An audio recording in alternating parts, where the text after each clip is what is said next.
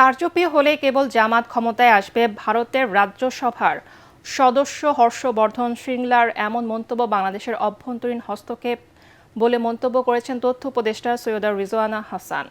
তিনি বলেন, বাংলাদেশের নির্বাচন নিয়ে অন্য দেশের কথা বলার সুযোগ নেই। গুজব ছড়িয়ে ভোটের পরিবেশ নষ্টের চেষ্টা কঠোরভাবে প্রতিহত করার কথাও বলেন তথ্য উপদেষ্টা।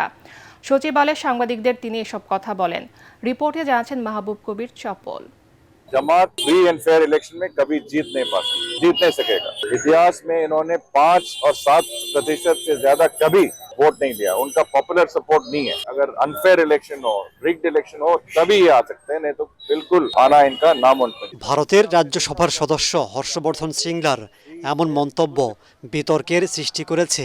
এতে ভোটের মাঠে এক ধরনের প্রভাব পড়ার আশঙ্কা করা হচ্ছে। বাংলাদেশের অভ্যন্তরীণ বিষয় নিয়ে অন্য দেশের মন্তব্য করার সুযোগ নেই বলে মনে করছেন তথ্য উপদেষ্টা। নির্বাচন সম্পূর্ণ একটি দেশের অভ্যন্তরীণ বিষয়। সেইখানে অন্য দেশ বিশ্লেষণ করতে পারে, কিন্তু মতামত তো দেওয়ার সুযোগ রাখে না। কে জিতলে কি ধারণা করবে, জিতবার আগেই এত কথা বলে দিলে তো এই মন্তব্য বস্তুনিষ্ঠ সেরকম মনে করার আমাদের কোনো সুযোগ থাকছে না। উপদেষ্টা বলেন, ভোটের পরিবেশ ভালো, তবে কোথাও কোথাও প্রার্থীরা সীমা লঙ্ঘন করছে। পরিস্থিতির অবনতি হলে ব্যবস্থা নেবে সরকার। নির্বাচনের পরিবেশ তো উত্তেজনাপূর্ণই হবে। যেই দল জিতবার চেষ্টা করবে সে তার প্রতিপক্ষকে ঘায়েল করার জন্য কথা বলবে, প্রতিপক্ষ আরেকজনকে ঘায়েল করার জন্য কথা বলবে, তো খুব স্বাভাবিক কথা। কোনো জায়গায় হয়তো ভব্যতা সভ্যতার সীমাটা রাখা হচ্ছে না, সেই জন্য সকল দলকেই দায়িত্বশীল আচরণ করতে হবে।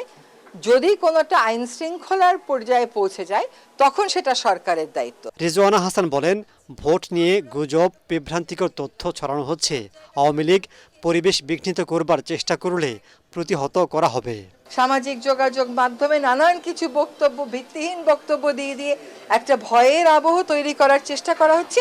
এই জন্যই বলা হচ্ছে যে পতিত স্বৈরাচার যদি নির্বাচনের পরিবেশকে বিঘ্ন করার জন্য কোনো কাজ করে, আমরা সেটার বিরুদ্ধে ব্যবস্থা গ্রহণ করব।